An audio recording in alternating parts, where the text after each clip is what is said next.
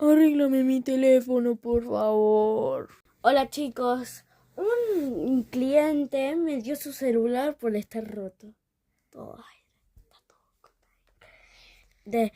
Hoy vamos a hacer 5 pasos para quitar una pantalla templar y que no se rompa. Por favor, arréglamelo. Y sí, pero tú...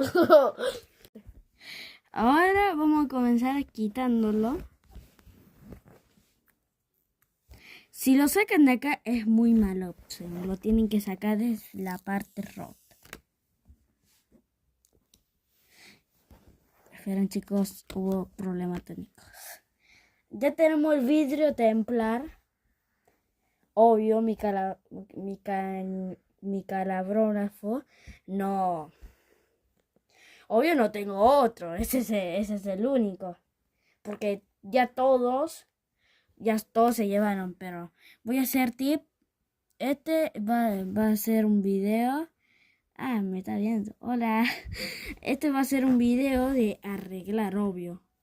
Primero la sacamos y ahí mi camarógrafo la va a mostrar. Ese es un Motorola. Obviamente, no voy a mostrar la contraseña, bro.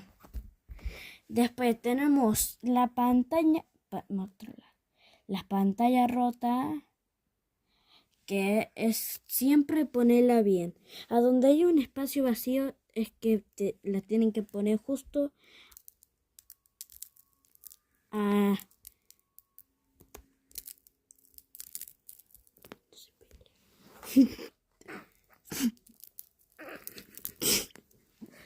Chicos, hubo problemas técnicos y ya se pega.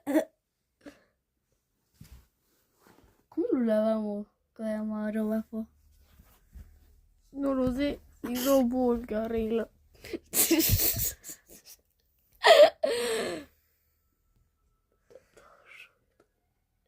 No lo intenten en casa, chicos, porque va a salir muy mal.